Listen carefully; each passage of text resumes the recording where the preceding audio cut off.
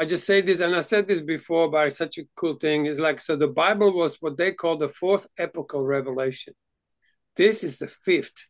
This is really a Bible for this millennium. It's not even just like for this century. I reckon it's for this whole millennium. And it's so epic. Like, it's so epic that when you start reading it, you don't know where to place all that. But the more you read it, the more it becomes forms and a way, all the way, like a completely different view. Mm. Yeah.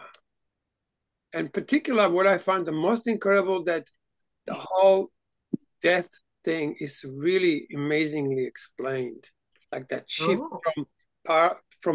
passing on, leaving this body behind, and then they show you exactly what happens. And so precisely. That's in paper 57 by or 47, I think. It's so profound. I'm just listening to that at the moment. Wow. Well, we might not finish the book before that happens. Yeah, there's a chance.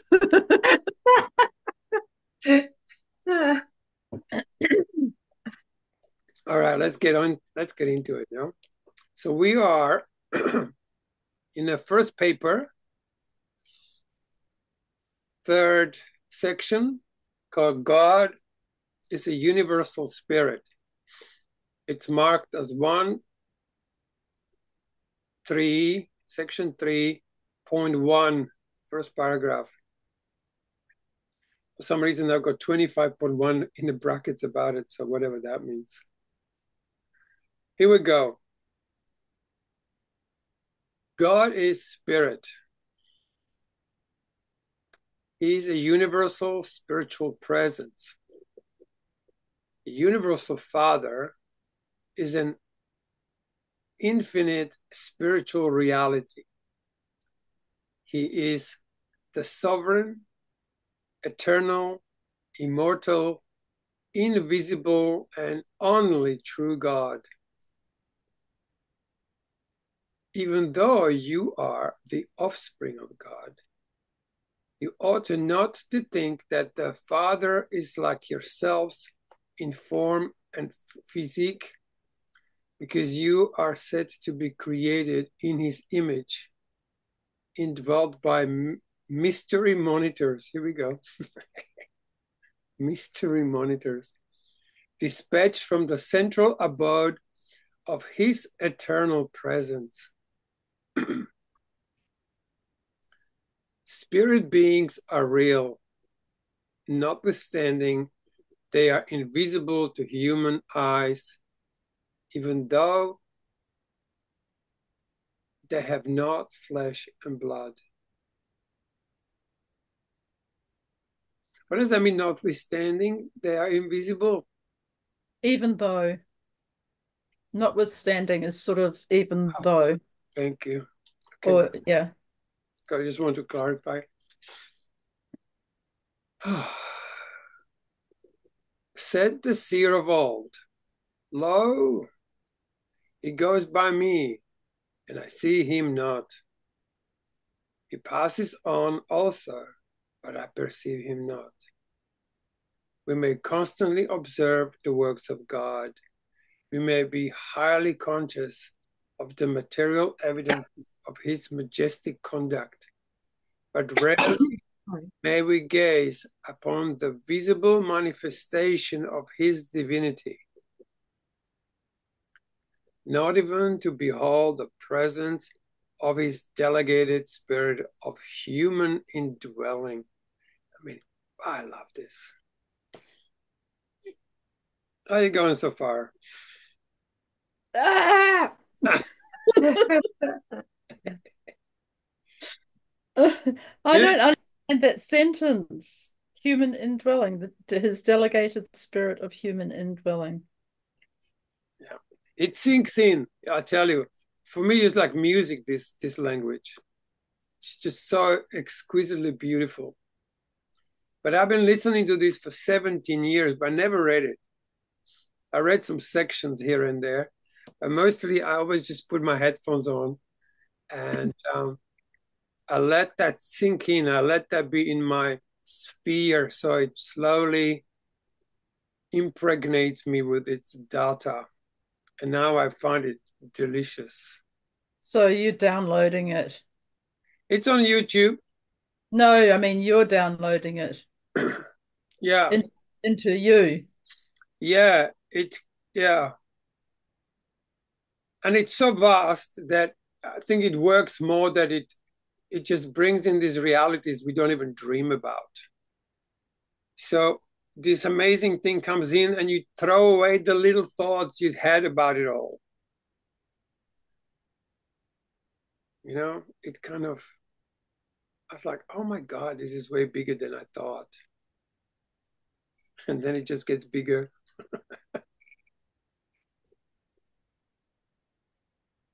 Now, the universal Father is not invisible because he's hiding himself away from the lowly creatures of material handicaps, Materialistic handicaps, and limited spiritual endowments. The situation rather is, you cannot see my face, for no mortal can see me and live. Wow. Bless you, Kim. Thank you. I'm going to mute myself because I'm too noisy. It's all right.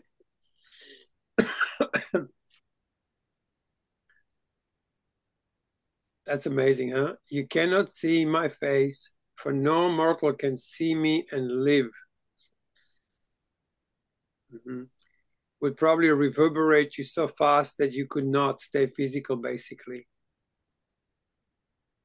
The glory of the spiritual brilliance of the divine personality present is impossible of approach by the lower groups of spirit beings or by any order of material personalities.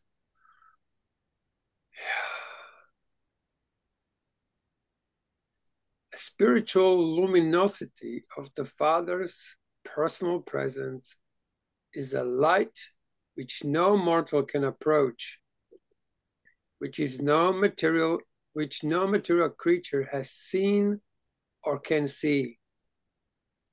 But it is not necessary to see God with the eyes of the flesh in order to discern him by the faith vision of the spiritualized mind. So that's the thing, when the vision kicks in, you might even see God. But it's not going to be these eyes, but you will just know because you can feel it.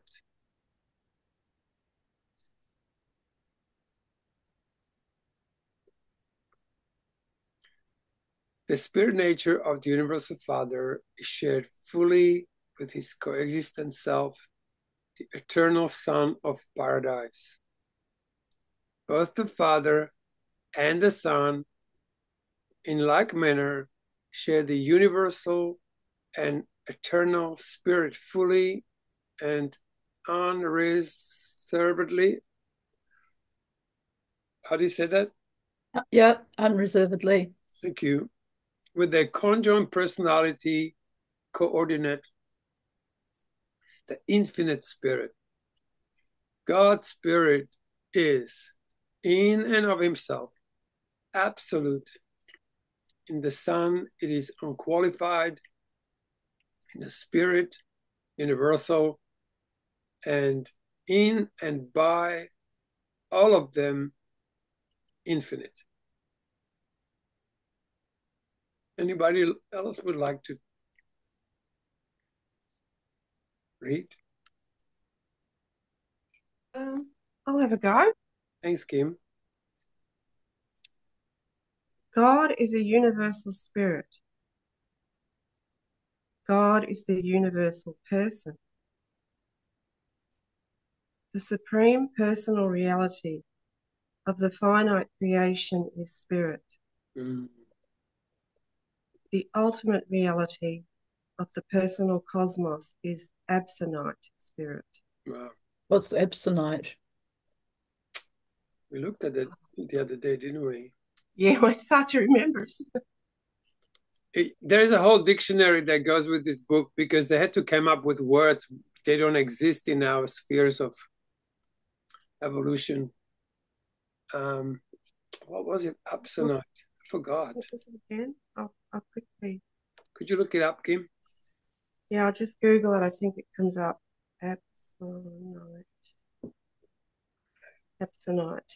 I should get this dictionary. I used to have it. The epsonite level of reality is characterized by things and beings without beginnings or endings, and by the transcendence of time and space. Mm-hmm. Absonites are not created. They are eventuated. Yeah, they simply are. Yeah, there you go. Whatever that means. Yeah, whatever that means. I know. And there's me trying to learn something. Yeah. Yeah. But can you see, he just blows your mind because you can't place it anywhere. And it's very important that you can't place it somewhere because it's teaching you how to not grasp, grasp. And now I know. Mm. Oh, and now you're just this dense human being. Like, I know something, and your flow dies. Your flow is no longer, spirit-like flow. You become dense with the shit I think, and we call it intelligence, because we So actually, what's in being encouraged is that we feel into it rather than, my view, yes, like use our intuition rather than like intuitive faculty rather than intellectual. and have that kind of like openness. It's like, I don't know what it is. God, show me now. Mm. So have it as a revelation rather than trying to fit it somewhere into your existing.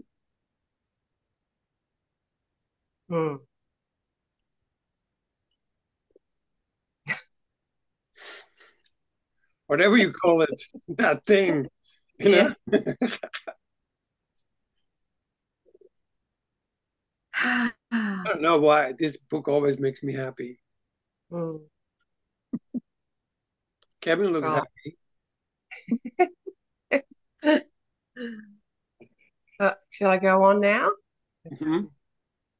Only the levels of infinity are absolute, and only on such levels is there finality of oneness between matter, mind, and spirit. Okay.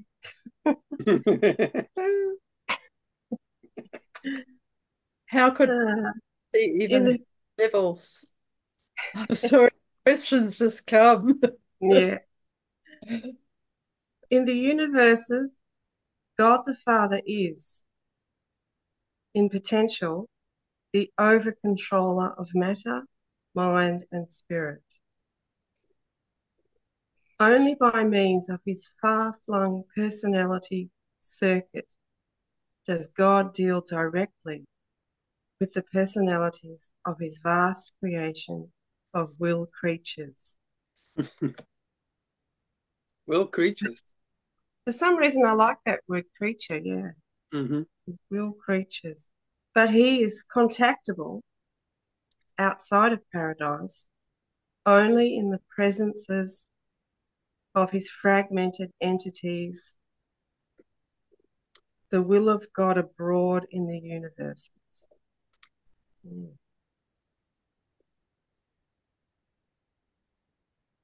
Wow, I love that.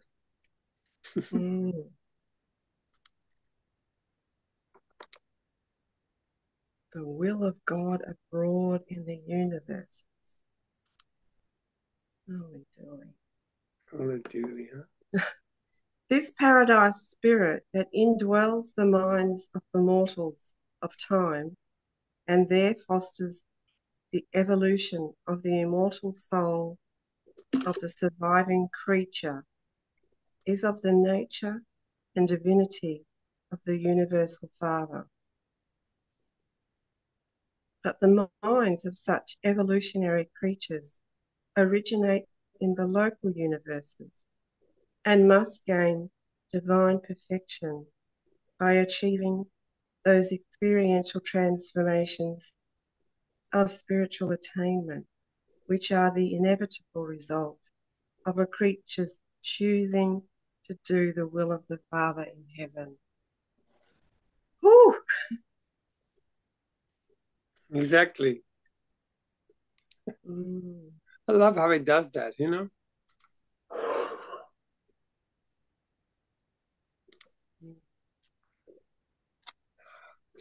Shall I keep going? Yes, please. In the inner experience of man, mind is joined to matter. Such material-linked minds cannot survive mortal death.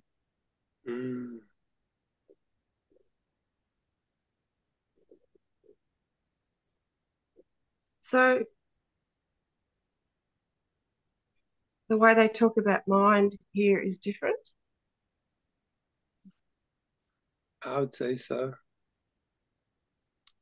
This is the thing, isn't it? Because with each new thing you read, comes the words, the same words have different meanings. Like comes ego the has vernacular.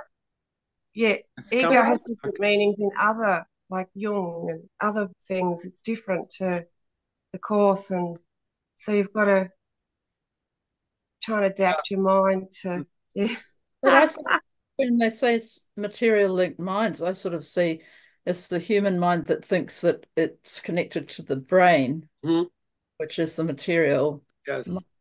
Oh, I see. Okay. I see. Yeah. Well said. Yeah, that's a good description. Yeah. Material linked minds. Such material linked minds cannot survive mortal death. Right. The technique of survival is embraced in those adjustments of the human will and those transformations in the mortal mind whereby such a God-conscious intellect gradually becomes spirit-taught and eventually spirit-led. Exactly. It's like when you start listening to, let's say, Holy Spirit or the thought adjuster, you know, spirit of wholeness. You start hearing things that, you know, you don't hear from your brain, you hear from somewhere else, or, you know, you hear your heart speak. And this is what we're all about, isn't it? Yeah. You have to have ignited certain qualities within yourself that will then be able to see God, because you can't see it with the mind of a mortal, of a human mind. You just can't see that because we are so accustomed to using eyes for seeing, but not vision, for example, or no feelings. You know, like I see with feelings, I hear with feelings. Yeah, because of the evolvement of a particular, what do you call it? You know, there's like a different level of perception that we can suddenly awaken in us. And we see what we could not see before. Even in our language, we have, oh, I see. Yeah. Now you can place it somewhere. Yeah. Yeah, it's sort of like I'm having this faint inkling of, oh God, there's all this other stuff going on here that's beyond my awareness. And I'm aware of a tiny speck of it. It's very tiny. Yeah, tiny. Remember that video that I sent out, the 5-minute long one, where it just shows how it expands, how big, how little we are in the scale. Yeah, it's a good analogy of us, isn't it? Yeah. Yes, it just shows you how big your mind is. Yeah. Or how little. Wow. Mm-hmm. But obviously, we have the potential of expanding. Yes, you can access all of that, and will if you so desire. Mm. Well, I don't think we want to be specs forever.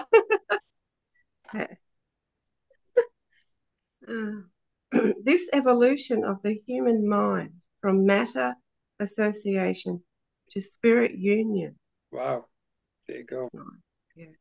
Results in the transmutation of the potentially spirit phases of the mortal mind into the Morontia realities of the immortal soul. Nice. All right, it's the third time I got really pissed off with this teaching so far. Beautiful. That means it works. Now, Morontia is at the stage in between. Yeah. It's the next world we're going into, basically. Yeah. And when we have, it says somewhere in the URANTIA book, says, when you have an experience of God as a human being, you actually only reaching to these Morontia worlds for a second. That's how exquisite they are. But because we are so dense, we can't really stay there. So for a moment, we deconstruct, we expand a little bit. But that's what I was talking about. I think it's paper 47 talks about the 7 Mensonian world, Morontia world. So that first level is do you think that's where near deathers go when they talk about their experience? Yes. They just go to this, what they call the 7th heaven. I think there is 7 Morontia worlds or something like that, or 7 Mensonian. I can't exactly remember.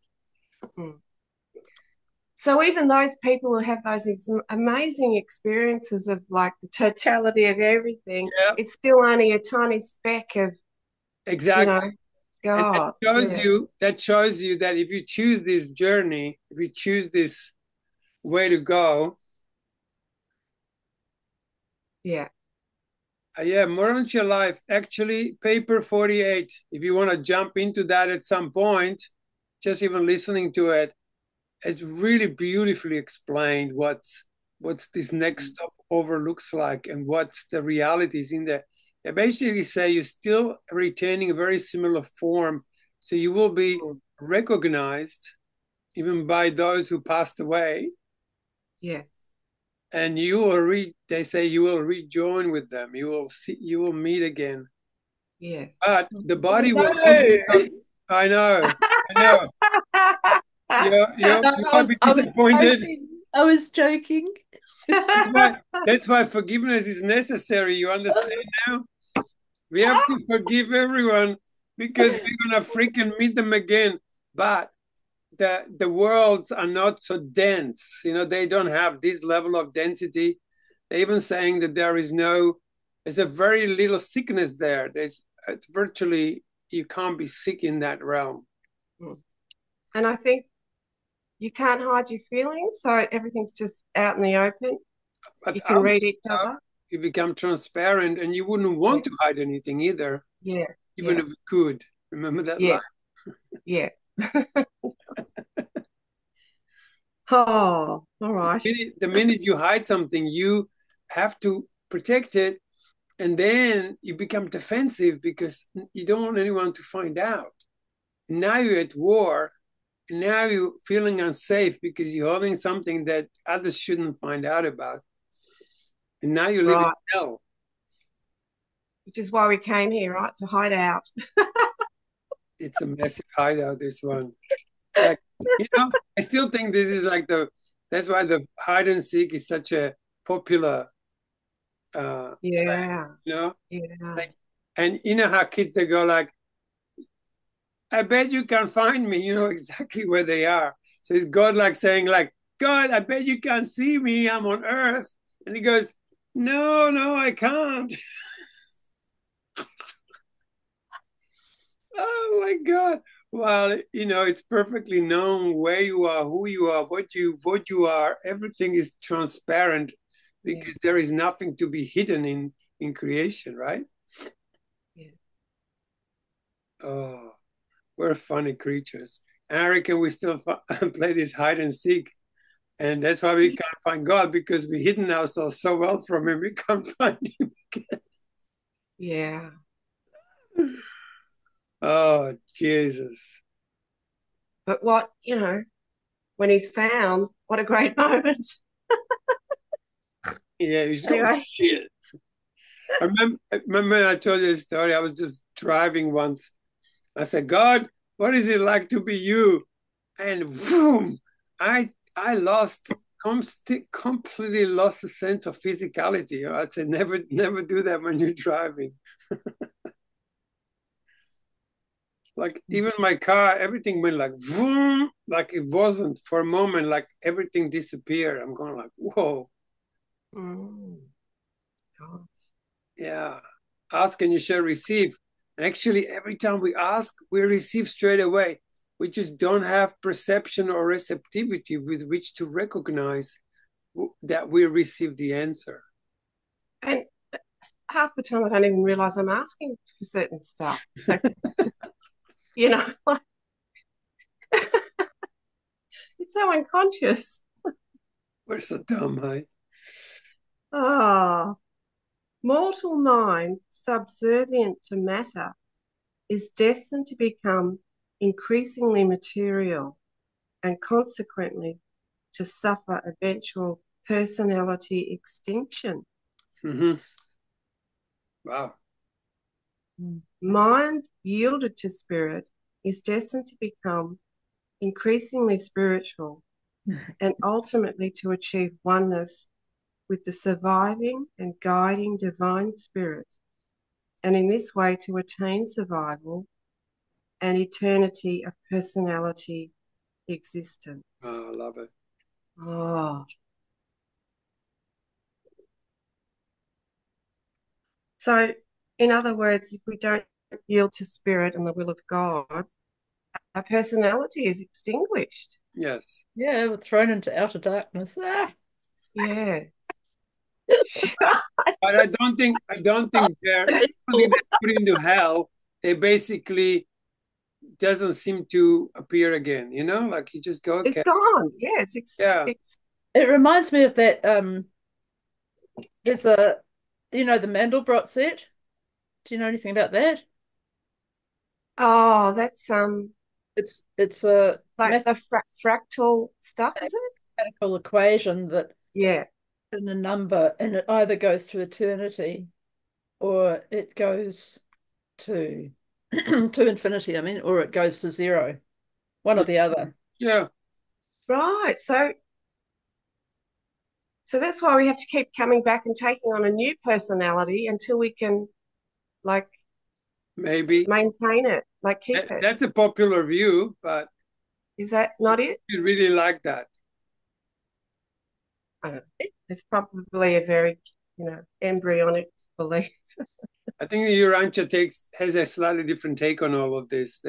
Oh, good. I don't think they rave on about incarnation that much. Oh, okay. I think it's more like they see the view is slightly different, but I would not put I wouldn't put a label on it from my little perspective right now.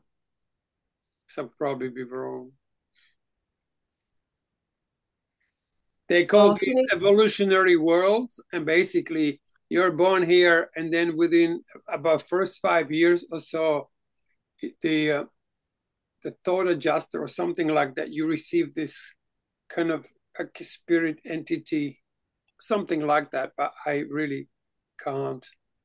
Oh, well, we better get on with it then. Yeah. I come for, there's one more paragraph of this section.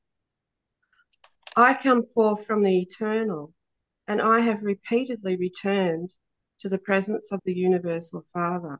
Mm-hmm. I know of the actuality and personality of the first source and center, the eternal and universal Father. I know that while the great God is absolute, eternal, and infinite, he is also good, divine, and gracious. I know the truth of the great declarations God is spirit and God is love. And these two attributes are most completely revealed to the universe in the eternal Son. Beautiful. Ooh. I reckon that would be that divine counselor speaking. Right. Who wrote this one? Who was the writer? Well, it's got about half a page of who it was. Presented by a divine counselor, a member of a group of celestial personalities. Sorry. Assigned by the Ancient of Days on Uversa, the headquarters of the seventh super universe, to supervise those portions of the forthcoming revelation which have to do with affairs beyond the borders of local universe of Nebadon. Okay, that was more than I wanted to know. Where was that? Where did you That's read just that? like 1/4 of the whole statement. Okay, I won't ask that one again. Where was that? Where's that written, Nicole? That's the very end of this chapter, this paper. Oh, at the end. Oh, okay. At the very end of that, very end of each paper, you are being told who actually sent this particular message. And obviously, this one has to be the one that is way beyond the 7 super universes, because, as it says here, I come forth from the eternal and have repeatedly returned to the presence of the universal Father. So whatever this entity is he's been to the paradise. Which they call the so he can vouch for it. Yes, I send you, Alison, I send you this amazing video. It's really quite brilliantly done. Are you in, is this flowing with you? It might get there, because I could add you on to the little thing where we send each other messages, if there are any, not many. I mean, I'm happy. Well, you're smiling and you're here, so you know. Yeah, I know. I mean, come on, it's fun, you know. Yeah, it is fun. Kevin is very serious today. I don't know what's going on in there, but you good, Kevin? Yeah, I'm good. I'm good. He's not asking anything of us. It's just giving us information. So that's sort of nice. Bingo-ish. Yeah. The videos are very good to give context. Yeah. I found. Yeah. I will send it to you. I'll send it to you personally. Okay. Because it's such a brilliant pictorial kind of expression of, oh, it's just brilliant. Is it to do with the URANTIA book itself? Say it again. Is it to do with the URANTIA book? Oh yeah, totally. It even goes into a certain paper where it says, you know, our universe has this many inhabited worlds, and it shows you how it all works. Like, it's just a brilliant, one of the best things I've ever seen in a video form of this particular book. Anyway, I'm dropping it into your messenger. Thank you. I'll have a look later. Yeah. It's 5 minutes long, and I've seen it maybe 100 times. Wow. So it's just gives you this idea where that Isle of Paradise is. Like, it's not necessarily physically, because it's not physical, but as a sphere of that which can be seen.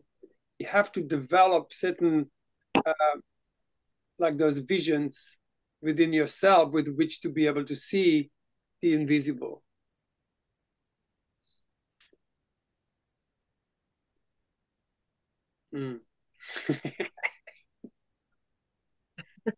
It's entertaining as. Well, we're up to number 4, the mystery of God. So Yeah. that will be Next. Yeah. Anybody would like to read? Alison, are you going to read? Yep. Go. The mystery of God. Yeah. The infinity of the perfection of God is such that it eternally constitutes him mystery. Mm. Well, guys, what we could do, I could put it on. It's only 5 minutes long. We could watch it together. Would you like to, everyone? Oh, yeah, I don't mind. Yeah, I'm okay. All right, let's do it. I have to say something. I was talking to a teacher of the course. Oh, yeah? And I said something about mystery. Which course?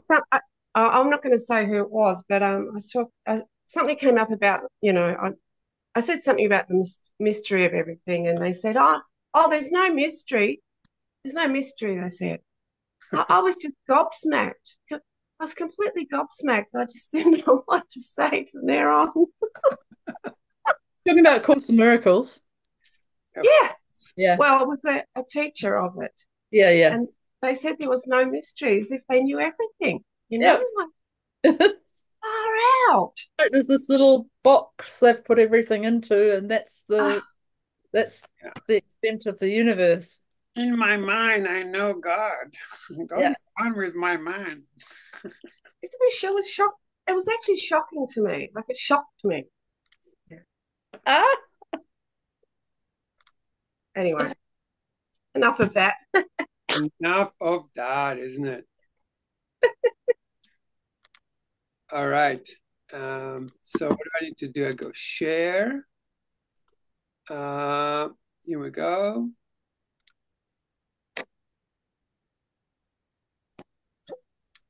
What's that?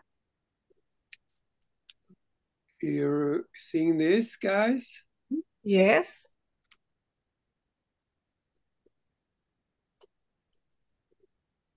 The URANTIA book states it once, page 359. Can you see it and hear it okay? Yes. There are 3,840,101 inhabited planets currently in our local universe in Abaddon. Bigger, Cole. So, how do we get our heads around it? What?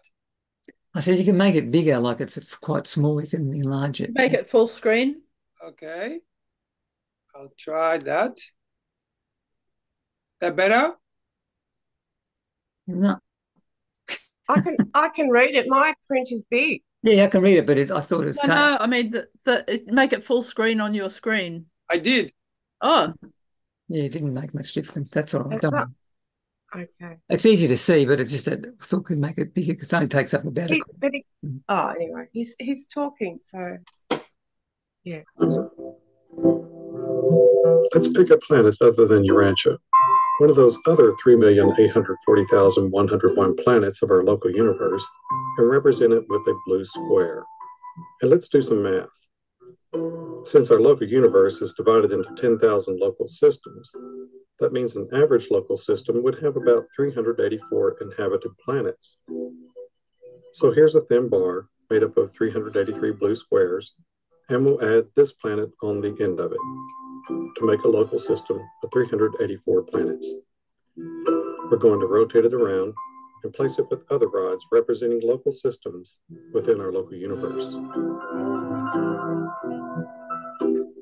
Now, it's already mind-boggling, isn't it? Another subunit, a constellation. These gray bars each represent a constellation, and we have 100 of these constellations in our local universe. You may recall from the URANTIA book that a fully complete local system would have 1,000 planets. So the height of these constellations are each 1,000 planets tall to give you an idea of the incompleteness of the systems of our local universe.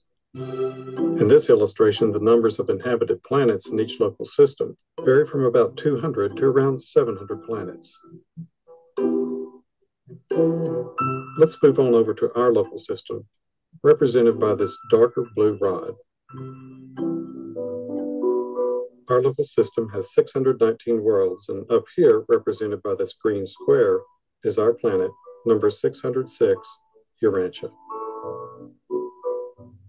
As we pull back, Urantia soon disappears in the 3,840,100 worlds of our local universe of nebulae.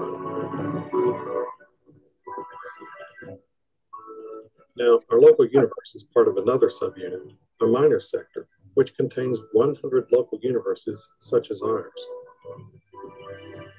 Our minor sector is called INSA and has 1 billion projected inhabited planets. And our minor sector is part of the next subunit, a major sector encompassing 100 minor sectors. Our major sector is called Splendid and has 10,000 local universes and 100 billion projected inhabited worlds. Splendid is major sector number 5 within the next subunit, our superuniverse of URANTIA, consisting of 10 major sectors. URANTIA has 100,000 local universes and a projected number of 1 trillion inhabited worlds. Our superuniverse is number 7 of 7 superuniverses, home to 700,000 local universes such as ours, containing a projected total of 7 trillion inhabited worlds. These 7 superuniverses orbit the central universe, the center of which is paradise, the divine residence of our universal Father, God of all creation.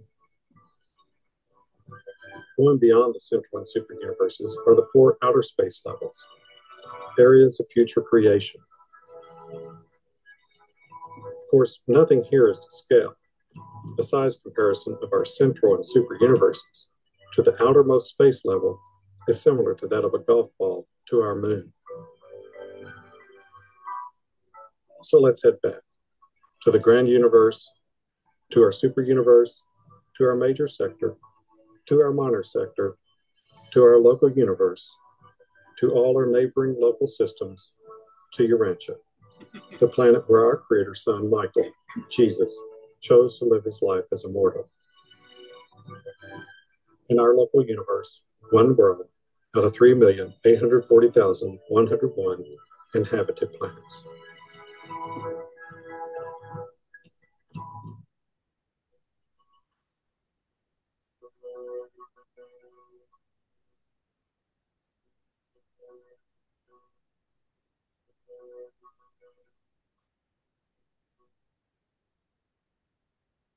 Oh. All right, dear ones. How's that for a Sunday morning mass? And the more you watch it, more you go like, okay, I can get this, you know. But it can be really overwhelming at first. So what they're saying is God is very, very, very, very, very, very, very, very big. Sorry, guys. I'm gonna stop my video. Here we go. Yeah, it's just blows your mind. Hey. It blows your mind, and then you don't mind your mind being blown because it expands it into this. Oh, what this scientists are trying to figure out. It's already written in the Urantia. And does this explain why he chose Urantia out of all the billions of planets? Well, well,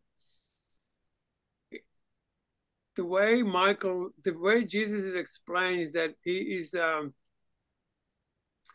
anyway, you get to it. Yeah, forget the questions. Not give it a good service. And he is just a creator of quite a tiny little sphere, sort of like, you know, our universe. But let's not try that. Well, maybe every planet has their own Jesus. Well, you'll see. Mm. They all have, you know, we already had so many, like we had Adam and Eve, they basically are saying, no, that they came from somewhere else. Mm. They were not like, and they were also not the first people like we believe. Mm. Mm.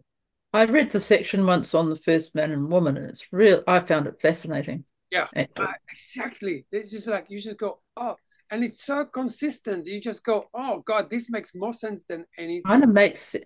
You know, my mum was an astrologer, and she I gave her the birth data because it was pretty exact for Jesus when he was born, and she said this is the first one I've looked at that actually could be the one, could be the right date.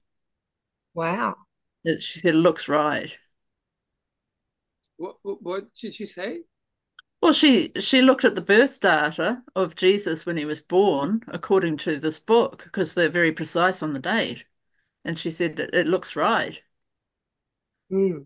You know, for because it's not just the date, it's the time as well comes into effect, doesn't it, in astrology, the time that you're born. Oh, the time comes in as well, yeah.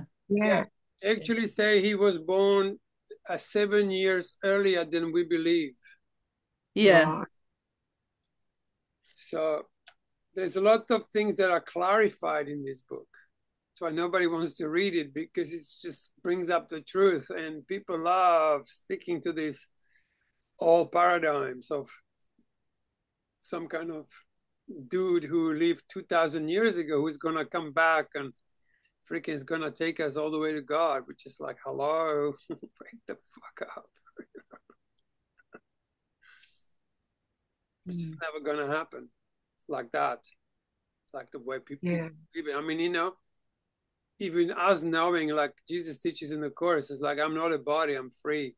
We all still have this image of a body that appeared to be here at some point, and we think that particular body is going to show up and save everybody. I reckon if he showed up, people would freaking nail him just the same way as they did it before. It's like, you can't be the savior. We know who savior is. He looks different to you.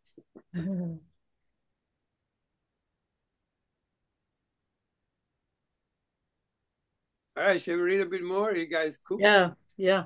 The mystery of God. Yes. The infinity of the perfection of God is such that it eternally constitutes him mystery. I don't understand that sentence, but okay. Yes.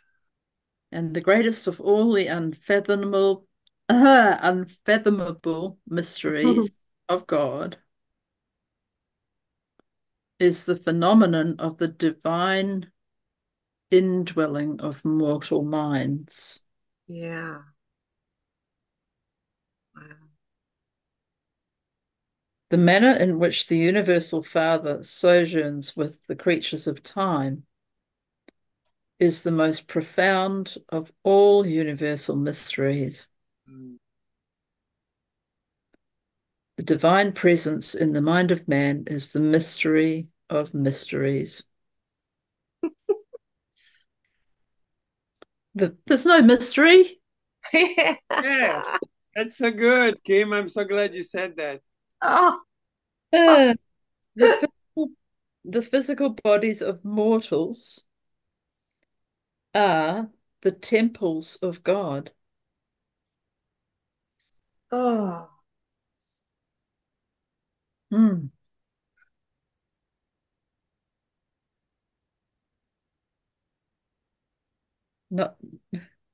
Notwithstanding that the sovereign creator sons came near the creatures of their inhabited worlds. Notwithstanding that the sovereign creator, God, I can't read that sentence. I'll try it again. Notwithstanding that the sovereign creator sons come near the creatures of their inhabited worlds and draw all men to themselves, though they stand at the door of consciousness and knock, and delight to come in to all who will, to all who will open the doors of their hearts. Wow, open the doors of their hearts. That's it.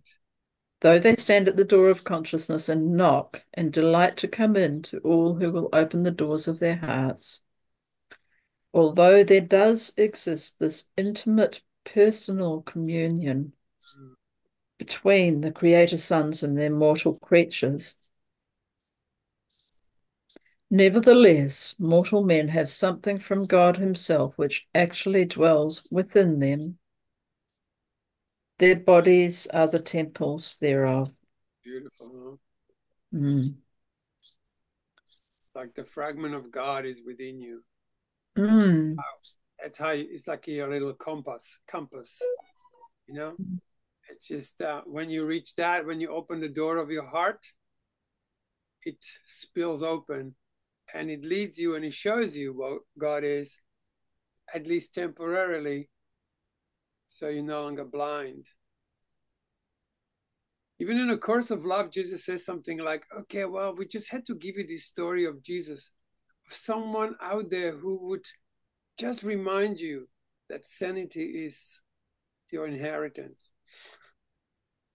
And so we give you this story of Jesus so you can first comprehend it as something maybe outside until you become that same thing.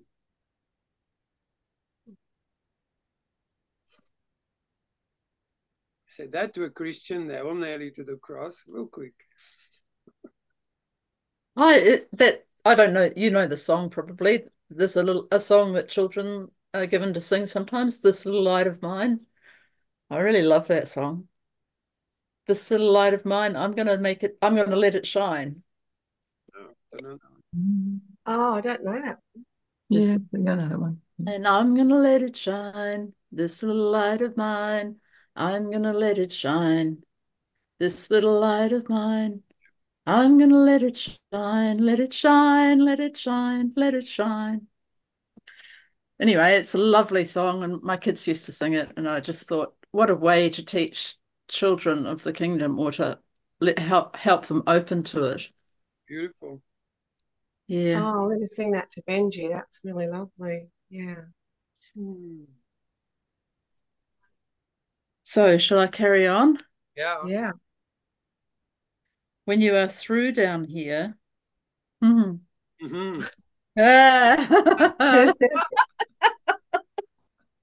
don't know what's so funny about that. While you're down there.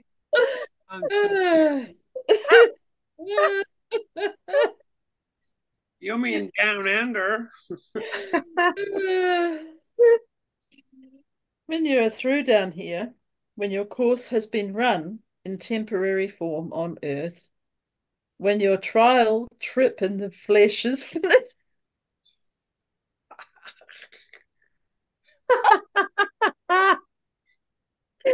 when the dust that composes the mortal tabernacle returns to the earth whence it came, yes, then it is revealed the indwelling spirit shall return to God who gave it. Wow. That's it. There sojourns within each there sojourns within each moral being. Does that mean mortal or moral? Moral. It says moral. Moral being of this planet. There sojourns within each moral being of this planet a fragment of God, a part and parcel of divinity. Beautiful. It is not yet yours by right of possession, but it is designedly intended to be one with you if you survive the mortal existence. Wow, that's if. Yeah.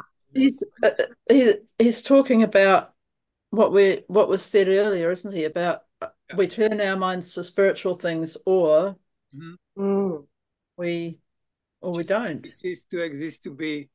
Mm. Which is fine too. Like, you got free will. You don't want to hang out with me, fine with me. So it's there, but we don't own it until we acknowledge it and choose it. Yeah. Oh. Just for asking. Mm. We are constantly confronted with this mystery of God. We are nonplussed by the increasing unfolding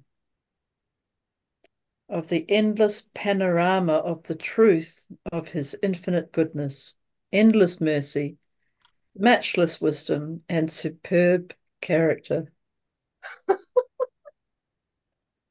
The divine mystery consists in the inherent difference which exists between the finite and the infinite, the temporal and the eternal, the time-space creature and the universal creator, the material and the spiritual, the imperfection of man and the perfection of paradise deity. The God of universal love unfailingly manifests himself to every one of his creatures up to the fullness of that creature's capacity to spiritually grasp the qualities of divine truth, beauty, and goodness. Wow. Do you want to read it all, Kevin? No, I'm happy not to read, but I'll read it. No, if you don't want to read, I'll carry on. Okay, yeah, thanks. To every spirit being and to every mortal creature in every sphere and on every world of the universe of universes, the universal Father reveals all of his gracious and divine self that can be discerned or comprehended by such spirit beings and by such mortal creatures. God is no respecter of persons, either spiritual or material. The divine presence which any child of the universe enjoys at any given moment is limited only by the capacity of such a creature to receive and to discern the spirit actualities of the supermaterial world.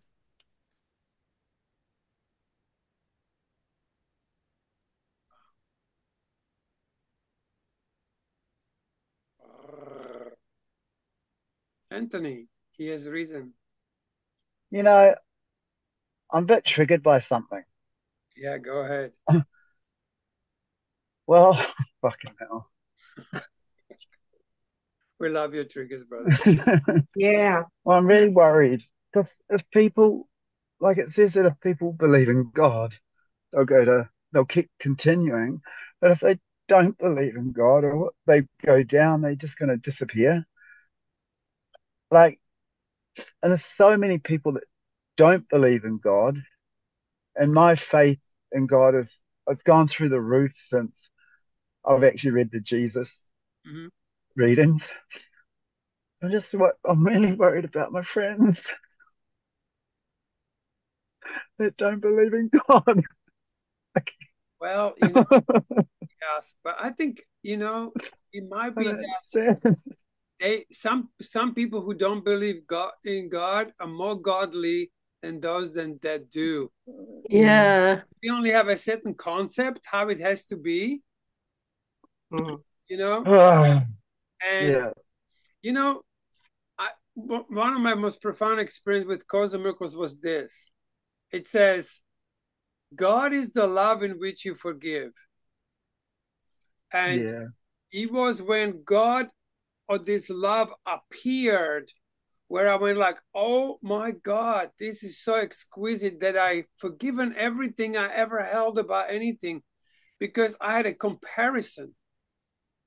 I was like, wow, this is available and it's unseen because I'm holding on to this tiny little thing that my daddy did or something. Yeah. Right? So it's like, I've forgiven because this was shown. I'm sure in that somewhere that is available. It's like, hey, here it is. there is an awakening which you can choose or not to choose. So I don't think it's as tragic as it might appear to be, just because someone doesn't believe. And I don't think it actually says about believing in God. What I got from it was following the spiritual, following the spiritual trail where it leads, or something like that. But okay, that makes more sense. Yesterday in A Course of Love, he said, can do is you can be yourself. You can just learn to be allow yourself to come through, your true self to come through, and that's the only way maybe that you can offer people who have no interest in those things, and they can actually get it from the relationship that you offer, the actual relationship. Like my mom, she had she says she's like us, she was the holiest thing I know. She was so wholesome in her, just the way she did things, it was just divine. And when I actually think about it, I go like, wow, my mom was amazing. She didn't read any Bible. She didn't read any course. She didn't do anything. She didn't pray. She was just this little happy Vegemite, She was just like a happy little creature who got up in the morning and cleaned up and cooked and did this and did that. And so she was so content in her thing that I think she was divine. Yeah, that's very cool, isn't it? Exactly. Yeah. Yeah, then my father, who was horribly religious, I think he was more sinful. I think he was more sinful than my mom in a way. And yet he believed and he prayed and he did that. However, if I look at them too, my mom was the light of the world. My dad was, Wow. Can I say something? Yeah, of course. So I want to chip in. So I think I tell you what I know. So I think it's not like people will disappear. They'll just go to the places where they will continue evolve, They're right place. Yeah. So, and it's not like it's finished. It's going to continue, they will find their way to God eventually. But also is exactly as Cole said, like sometimes you have people who don't have to know in their mind, but they about the God as such, although it really helps. But then the energy is very divine. So then energy will get you to this place. So it's kind of this place, remember, this matrix is insane. So we don't really see stuff as it is. Sometimes we can't tell straight away. So don't worry.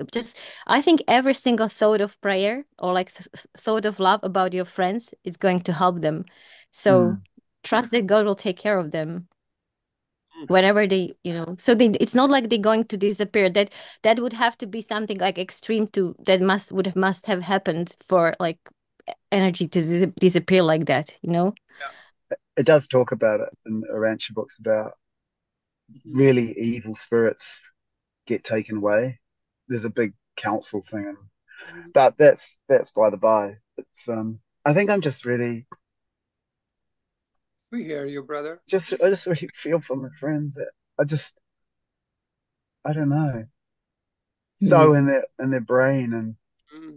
There's something really weird about someone saying they don't believe in God, because it's almost like you have to have a concept of God to not believe in it. So they do believe in God if they say they don't believe in God, because why would you say it?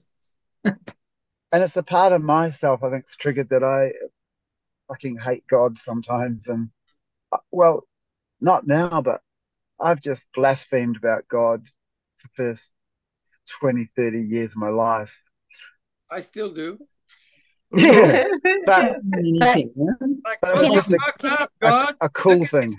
This is a mayhem.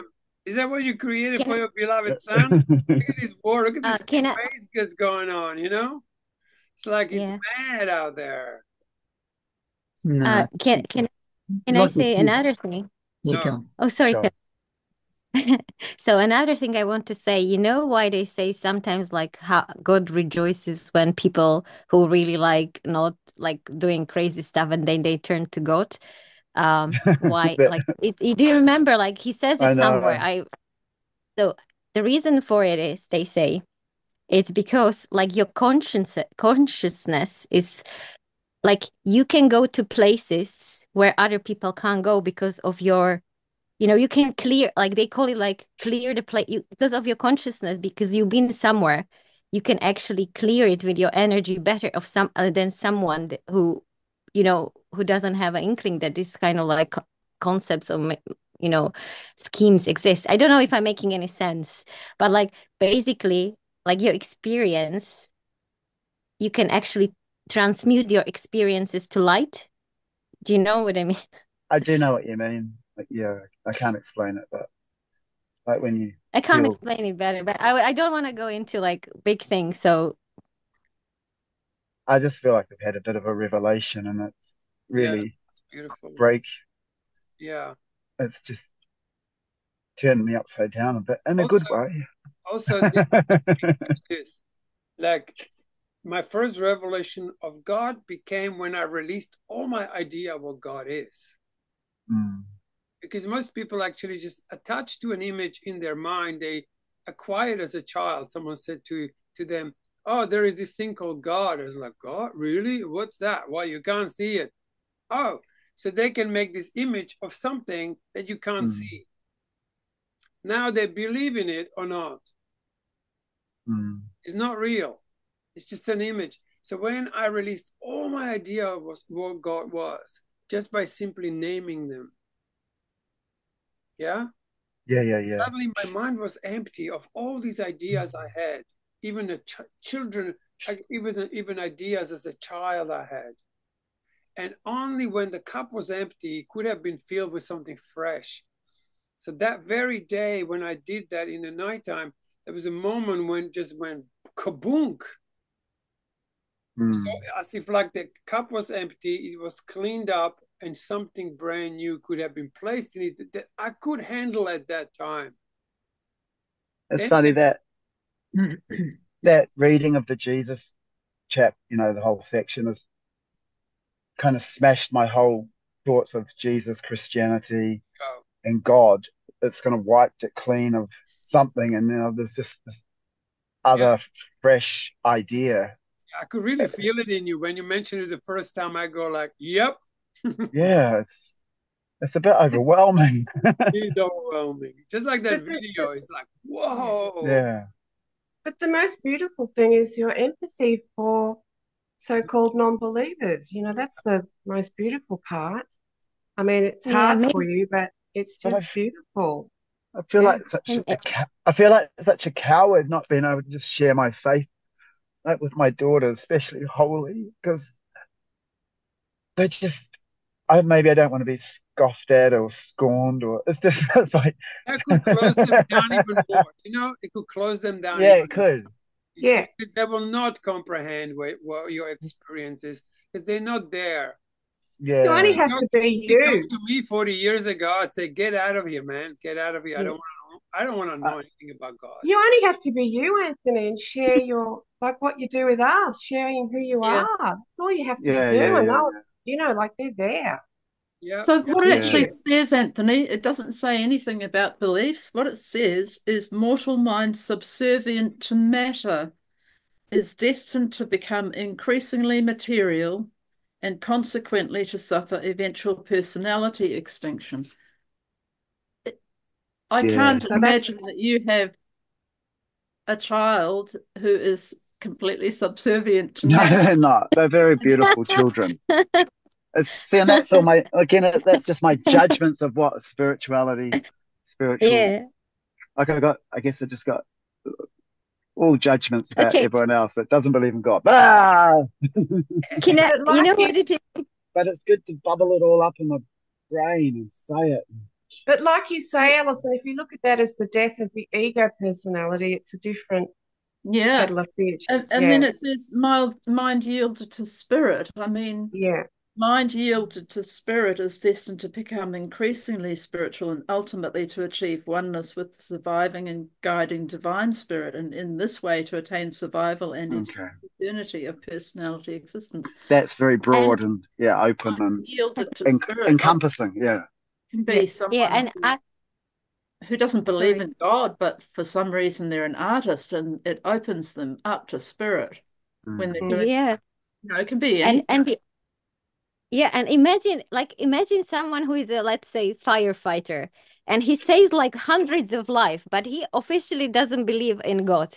Nice. And you know, it's so beautiful. That journey from non-belief to belief is so precious. It's so beautiful.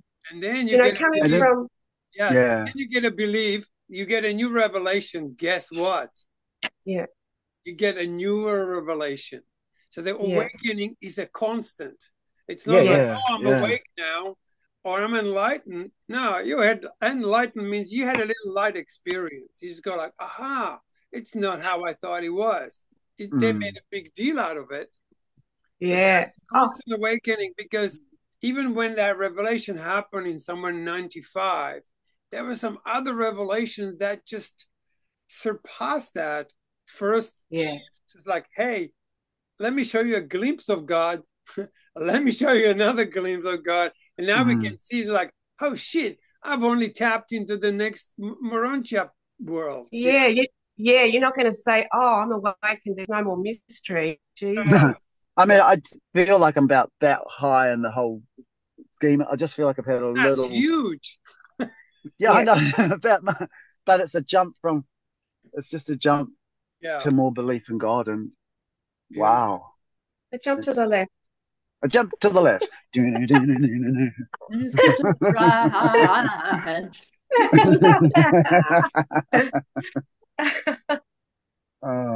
did we finish? Thank you. Did we finish the number 4? No. One paragraph left. Let's finish that one and let's finish. Okay. Then we have a whole chapter for us next Sunday. As a there's still where were we up to? The last paragraph in 4.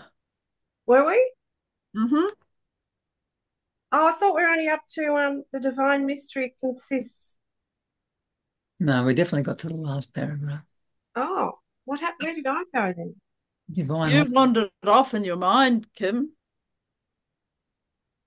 I thought we only got to we are constantly confronted with this mystery of God, and then.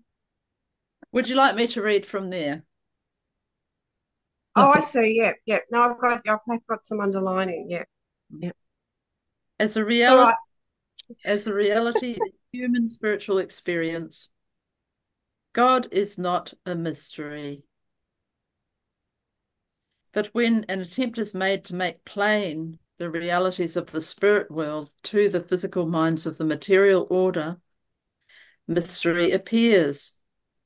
Mysteries so subtle and so profound that only the faith grasp of the God-knowing mortal can achieve the philosophic miracle of the recognition of the infinite by the finite, the discernment of the eternal God by the evolving mortals of the material worlds of time and space.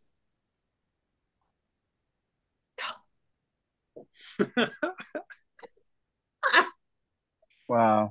I mean, isn't it amazing? Like, I tell you, all I'm saying is like this. It just kind of makes you happy, you know. I don't know. I can't help this to smile me and smile me and smile me, you know. It's such a different experience from trying to read it on your own. So much, 1,000-fold better, isn't it? Oh my God. Yeah. Well, it still smiles me. I've got it in a car every time I'm driving. It's talking to me, and I think I drive off the road. I'm trying to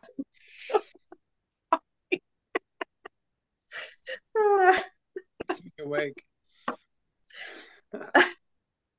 I'm just so grateful that we've connected with this, because same here. I don't know how I would live otherwise. I didn't like it at start, and I couldn't I didn't want to trust it, but lucky I started with that whole Jesus story, And that was easier for me to grasp. This first part, it was just like, what the hell are they talking about? Yeah. In the Course on Love feed on the Course on Love Facebook page, or Messenger, about 4 feeds up, there's the Jesus tapes. Like there's the whole. There's about 100 papers or something, or 90 or 80. And I've listened to those. So that's how you find. They're on the A Course of Love, posted on the Course of Love page, the Jesus. Are they? Yeah, really close to the latest feeds. Who posted? Who posted? Colded. Oh, okay. I can't remember. 3 weeks ago. That's when you started? Yeah, about 3 weeks ago. Mm-hmm. Yeah. And I've just listened to them every day. And you can, I went backwards and I thought that's the best. I reckon they should have been the other way, but it's perfect. Yeah. And then I read about the Earth, or Urantia, and its origins and how it all evolved, which is amazing read again. Then it goes to number 2, which is the local universe, our local universe described, which actually funny enough is called Satania. Oh, yeah, I heard that. Based on Satan kind of thing. Oh God. That's our area. We live in Satania, which was affected by Luciferian rebellion about 200,000 years ago, something like that. And no wonder we all kind of fucked. Fucked.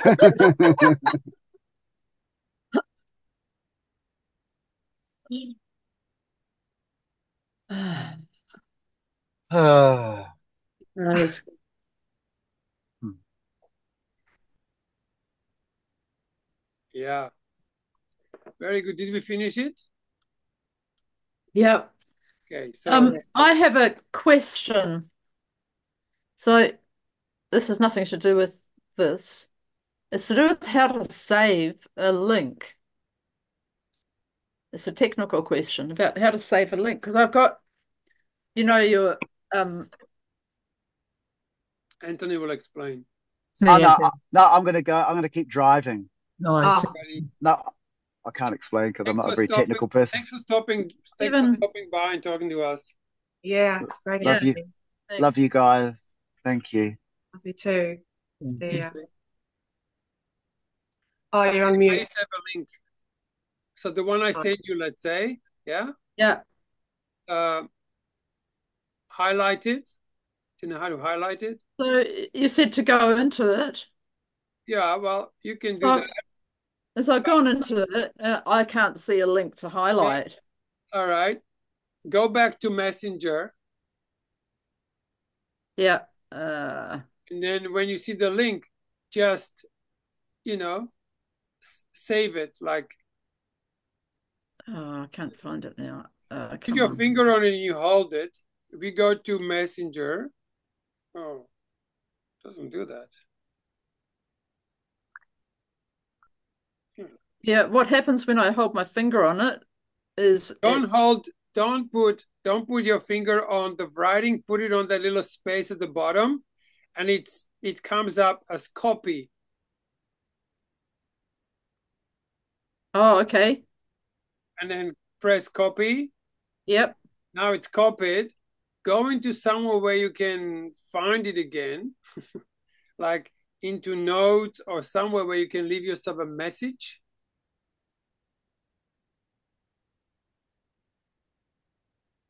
Okay, and then I can save it. Okay. Then you can go and then you paste it. You can paste. I found out how to copy it, so that's good. You can even paste it into whatever, but you will always find it here, this link, honey. If you go, I know, but I have to keep scrolling up to find it. I see. Well, that's all right. I can leave one well, why don't I add you to the Urantia thing? Because we don't leave many messages in there, and there are all the links. Yeah, I was going to say, you can just do it. You can just post it to me in my Messenger, Alison, because we don't talk on Messenger. It'll be there each time you look at it. Oh, yeah. Okay. That means I have to scroll down and find you every time I want. It's all right. I can do it. It does mean that I can find it, You or have to scroll I down. can You can send just it to type in myself. I can just, send it to myself. yeah, you just type in the person's name. If Yep. you send it to yourself, all your messages after that are going to be a long way. It's going to be a long way up the top. But if you send it to someone like me, we don't talk. You just got to type in my name at the top, and I'll come up, and it'll be the first message or second message in there. Okay. Yeah. Beautiful, guys. Thank you. Woohoo, that was a beautiful, beautiful meeting. I'm so glad we're doing this. Yes. Delicious. I wondered for a moment. I had these 3 moments of real irritation. Yeah, that comes as normal. Yeah. You know? It's nice not to have to take it seriously. Yeah. When it happens. Yeah. You just let it kind of wash over you. It will clean up some misunderstandings. It might take a little while. One day you're just gonna go, oh my God, like you have a revelation. Yeah. I mean, they call There's a these. part of my mind that wants to make it really difficult to understand. Yeah. And actually I found it was not that, it's not hard to understand. It's right there. Yes. Well, I added you to the URANTIA book readers, which is only about 6 or 7 of us there anyway. That's good. Well, this is And I also definitely will more send the easy. videos of this onto there. So what I can actually do is, even if there are some messages come up on that, I can just repost it in there. Yeah, you will find. But like Kevin said, if you guys not communicating, that link's gonna always sit there. Yeah. Great. Lovely. All right. Thank you, everyone. That was Another way of doing this, great. you could make yourself a playlist on your YouTube. Ah. A playlist. And will it be added? It won't automatically be added to each time, No, though, will but it? you can save it. You can save it into watch later. It's already probably set up. You just go, oh, let me do this watch later, and it will always be there. Yes. And I don't know if you can go back, but I don't know, 12th of November, I put some other videos there, which are actually quite amazing. Just the way they are done, really beautifully. There's one guy who does all these beautiful videos, really just excellent, just like this one. Is that in the A Course of Love Messenger or something else? In the URANTIA book messenger. Okay. If you scroll up, not very far, because we're not really communicating that much. If you go 12th of November, there is one, and 10th of November, there is one. And yeah. I've listened to some of them. Yeah. And I just the last one a series of podcasts on Righteous of Will at the moment. Oh yes, I haven't managed to listen to that one yet. Yeah, No rush. but I will. Yeah. I'm just sending it to you just so you know, but yeah. Yeah, thanks for that. Yeah. Reading the URANTIA Righteous of Will and doing a little commentaries and sharing it with how to use all these Righteous of Will in relationships or in the world. So anyway, just having fun. Yeah. My usual kind of thing. Yeah. Oh, so I see. I can go back there. I just had a look. So when we finish the Course of Love reading, which we're coming up, won't be that far off. Well, still a long way. Do you think we could do more of the URANTIA book instead, or what's your thoughts about that? I don't think I'm gonna do another round of Course of Love. I don't think so. Yeah, it'd be good to do another session of the URANTIA book, wouldn't it? Yeah, we could easily do that. We could replace Saturday for that. Yeah. It's up to you guys. Oh, somebody will want to do pity to not do Course of Love. I might have to start a group here. Yeah.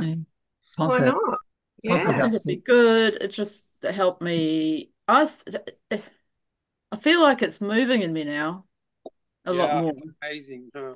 And it'd be good to be able to offer it. That would be. Because you don't have to do anything, you just get people to read it and it just does itself. Well, that man at the market who I met was interested. He's interested in looking at it. All you have to do is to read the teaching in the Time of Christ a few times, and it'll give you guidelines how to run a group sensibly. Yeah. Yeah. All right, darlings. That was fun. Mm. Thank you for reading this. I really appreciate it. This is brilliant. Thank you, Cole. Yeah, thanks, everyone. Thank you, everyone. Yeah. Thanks, everyone. It's lovely to see you. Lovely to see you. Yeah. Anything you were going to say? I was going to say, turn the recording off for a sec. Okay. You want to gossip? Yeah.